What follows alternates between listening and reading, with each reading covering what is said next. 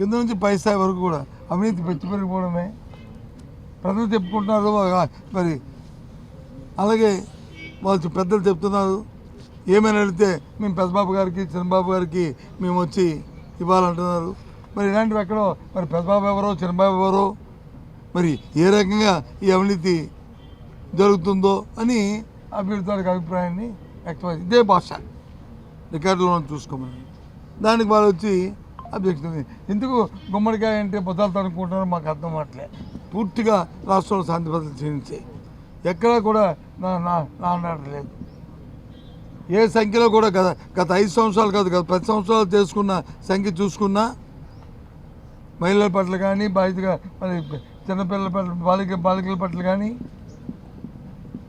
లేదు హత్యలు కానీ లేదు మానభంగాలు కానీ ఇవన్నీ కూడా రాష్ట్రంలో పెచ్చిపెరిగిపోయి